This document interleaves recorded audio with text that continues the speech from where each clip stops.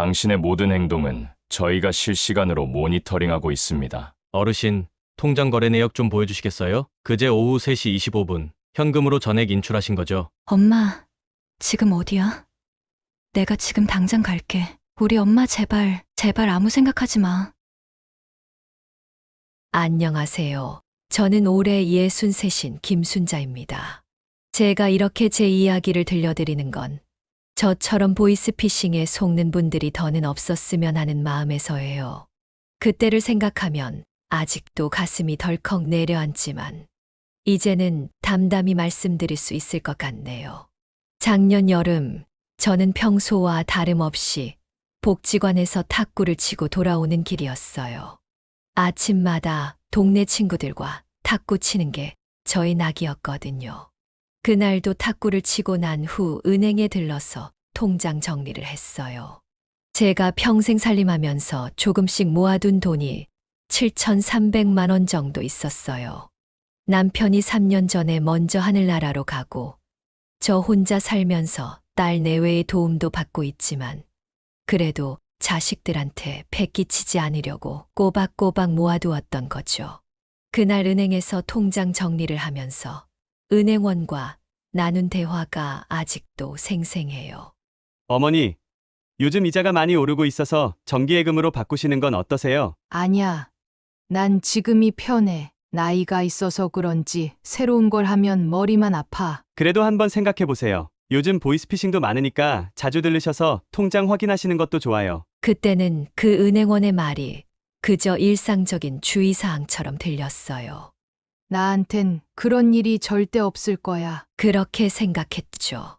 매일 아침 복지관에서 운동하고 장보고 가끔 손주들 보러 가고 그렇게 평화로운 나날을 보내고 있었으니까요.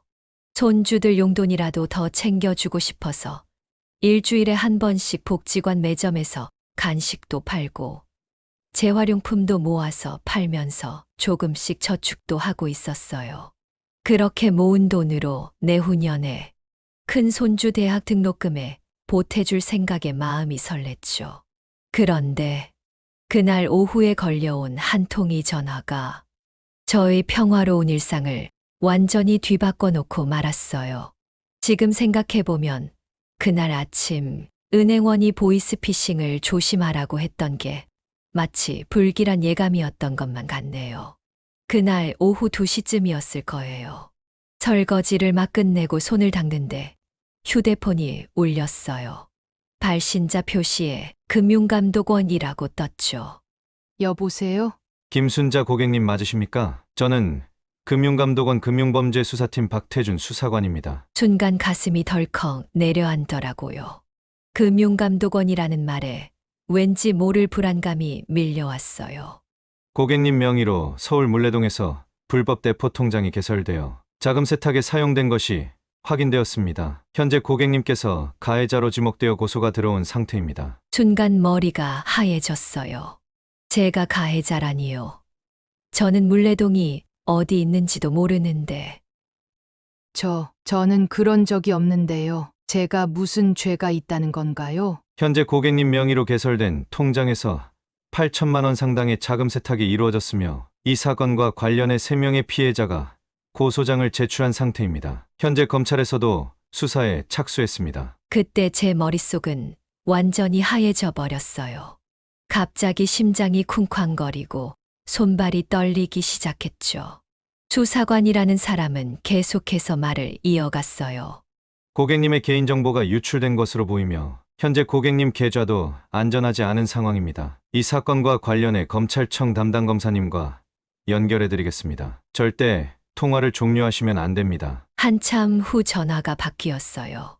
김순자 씨, 저는 서울중앙지검 강민호 검사입니다. 현재 상황이 매우 위중합니다. 자금 세탁 범죄는 최소 5년 이상의 실형에 해당하는 중범죄입니다. 검사라는 말에 제 다리에 힘이 쭉 빠져버렸어요.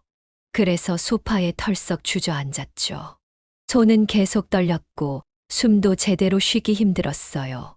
하지만 김순자 씨가 실제 범죄에 가담한 것이 아니라면 피해자임을 입증할 수 있습니다. 지금부터 제가 지시하는 대로만 하셔야 합니다. 절대 이 통화 내용은 가족을 포함해 그 누구와도 공유해서는 안 됩니다. 모든 대화는 녹음되고 있으며 외부 유출 시 공범으로 간주됩니다. 그 순간부터 저는 제 의지와는 상관없이 그들의 지시에 따를 수밖에 없었어요.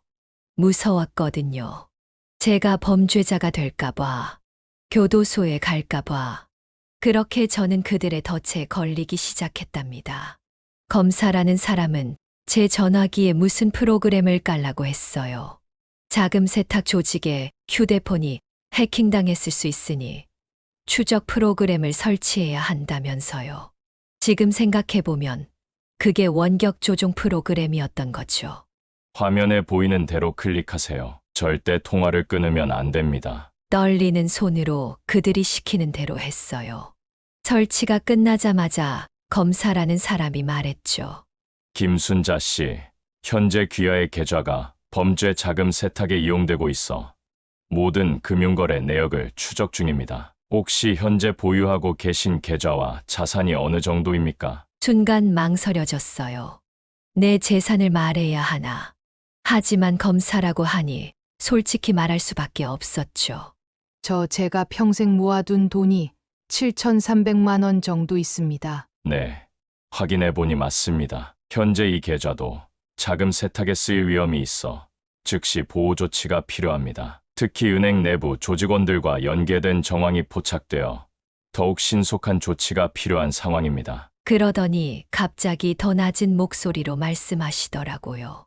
지금 바로 은행으로 가셔서 전액을 인출하셔야 합니다. 절대 은행 직원에게 이 일을 말씀하시면 안 됩니다. 그런데 은행에 가보니 그렇게 큰 돈은 당장 찾을 수 없다고 하더라고요. 은행원이 말했죠. 어르신, 이렇게 큰 금액은 당일 지급이 어려워요. 최소 이틀 정도 걸립니다. 수표로 발행해 드릴 수는 있는데 순간 당황했어요. 그들이 시킨 대로 안 되니까요. 그때 카톡이 왔습니다. 통화는 절대 하지 마시고 카톡으로만 하세요. 상황을 알려주세요. 떨리는 손으로 카톡을 보냈어요. 은행에서 당장 못 찾는데요. 수표로는 된대요. 잠시 후 답이 왔어요. 수표로 받으세요. 어차피 달러로 바꿔야 합니다. 자금 세탁 과정을 추적하기 위해서는 달러로 전환이 필수입니다. 수표를 받아들고 나왔는데 또 카톡이 왔어요. 이제 그 수표를 들고 다시 은행에 가셔서 달러로 바꾸셔야 합니다. 김순자 씨, 절대 당황하지 마세요. 침착하게 대응하세요. 은행에 다시 들어가면서 제 심장이 터질 듯이 뛰었어요. 창구에서 떨리는 목소리로 말했죠.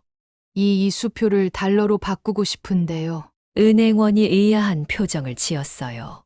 어르신, 갑자기 이렇게 큰 금액을 달러로요? 혹시 특별한 이유가 있으신가요? 아까 검사님이 가르쳐 주신 대로 대답했어요. 미국에 있는 아들한테 급하게 보내야 해서요. 은행원은 뭔가 이상하다고 생각했는지 자꾸 다른 방법을 권하더라고요. 해외 송금이시면 계좌이체로 하시는 게 더 안전할 것 같은데요. 이렇게 큰 금액을 현금으로 들고 다니시면 그때 또 카톡이 왔어요. 절대 계좌이체는 안 됩니다. 달러 현금으로만 가능합니다. 은행원은 지점장님과 상의를 하겠다고 했어요.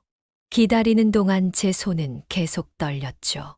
잠시 후 지점장님이 오셔서 환전 신청서를 작성하라고 하시더라고요.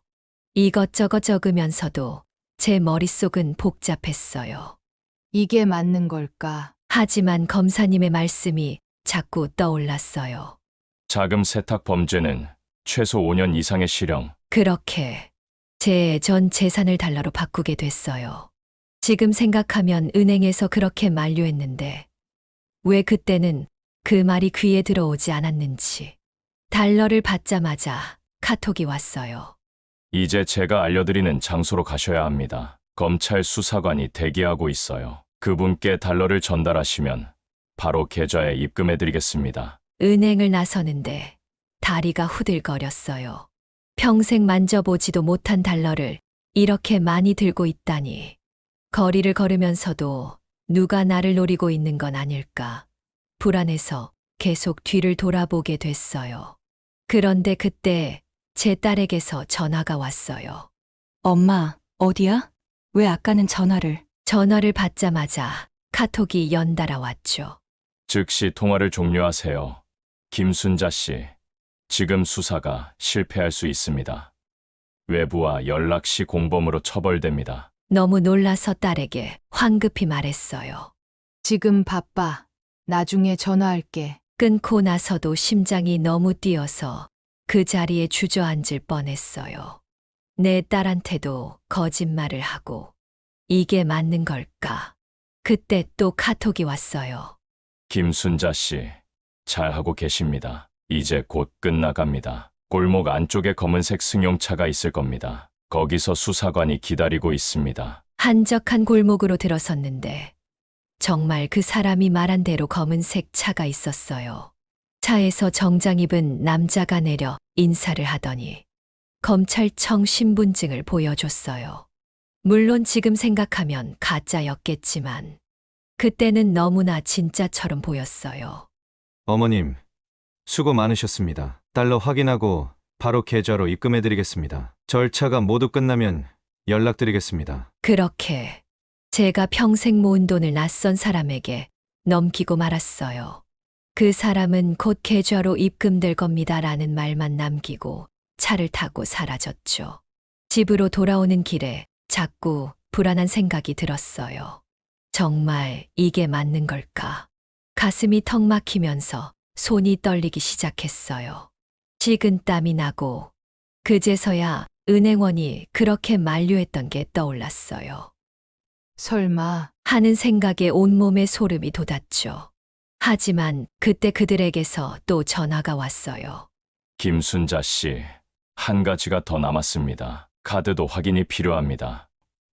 카드는 또 왜요? 자금 세탁에 카드도 이용된 정황이 포착됐습니다. 현재 카드사에서 얼마나 대출이 가능한지 확인해 보세요. 이것까지 처리하면 모든 게 끝납니다. 이미 그날 큰돈을 건넨 저는 무언가에 홀린 듯 카드사에 전화를 걸었던 것 같아요. 확인해 보니 2천만 원까지 대출이 가능하다고 하더라고요.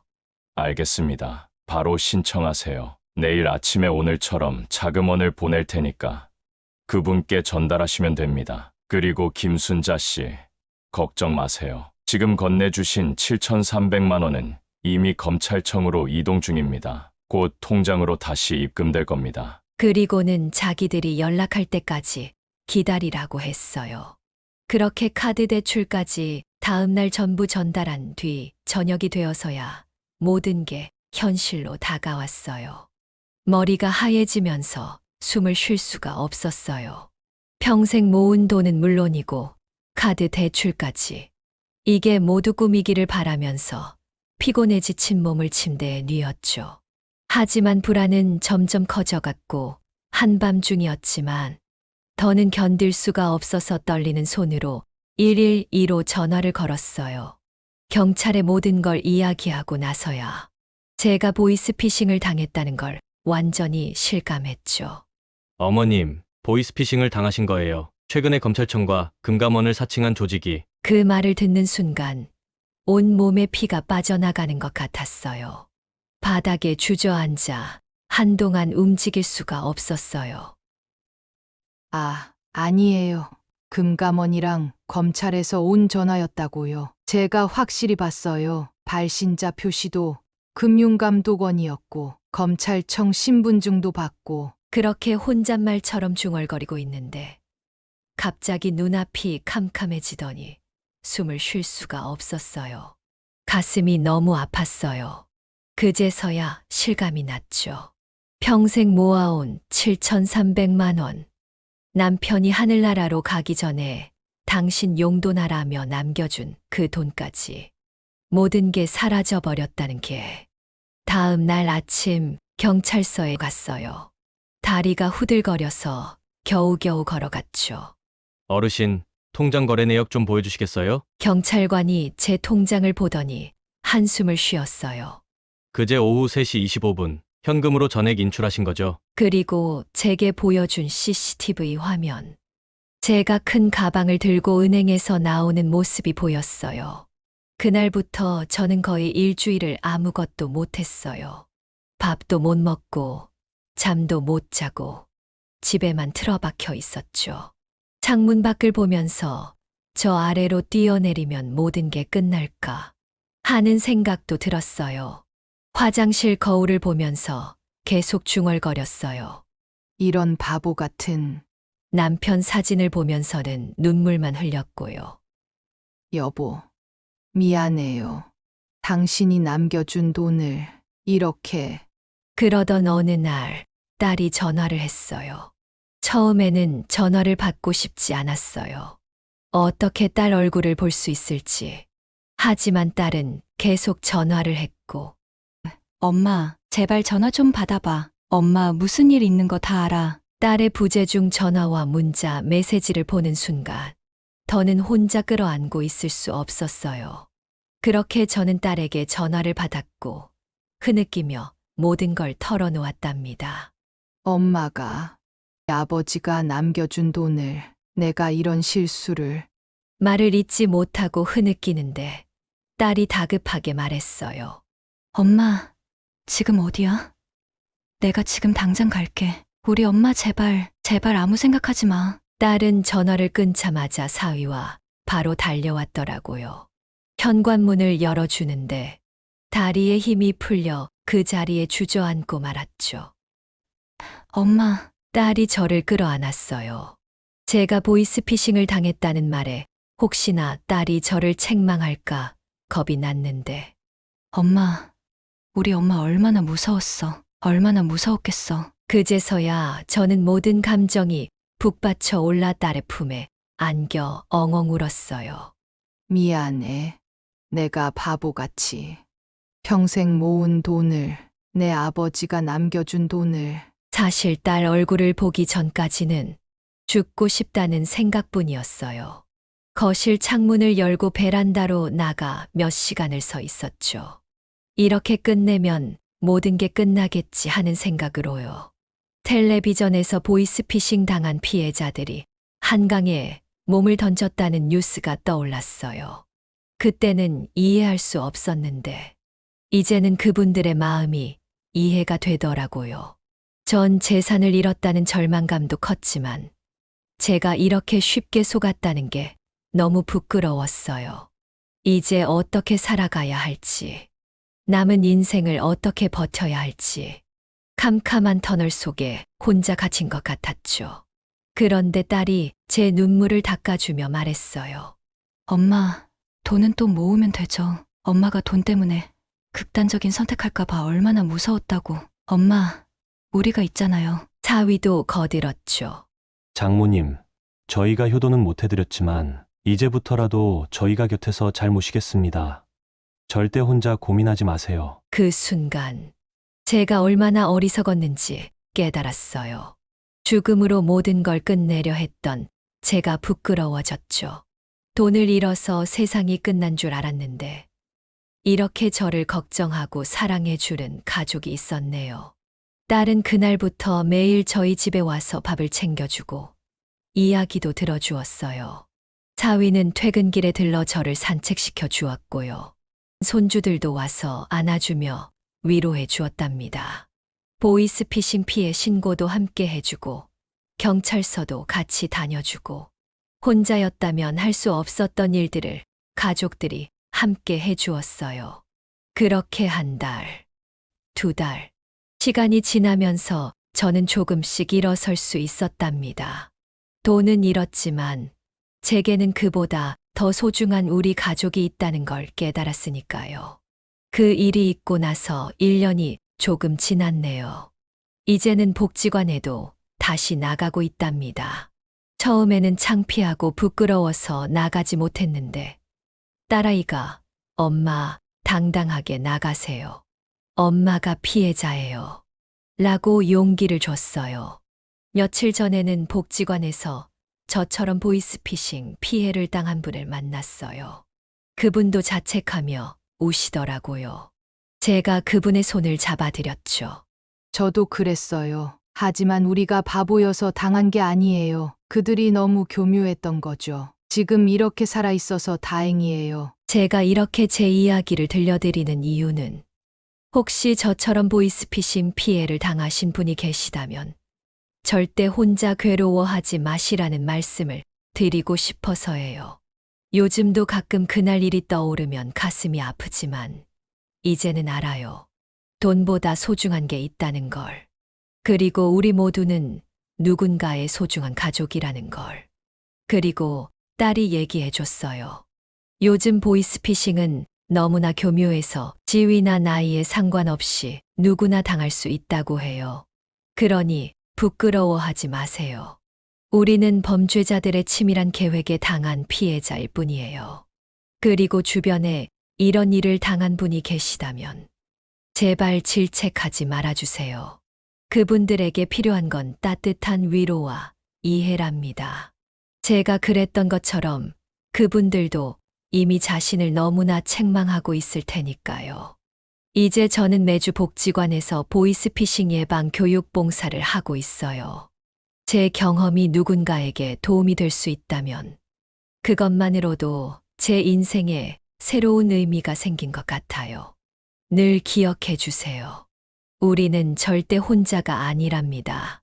우리는 늘 어떤 선택이 옳았는지, 후회 없는 길이 무엇인지, 인생의 마지막까지도 고민은 계속됩니다. 다음 이야기에서 또 다른 인생의 기로에 선 한 사람의 이야기를 함께 해주세요.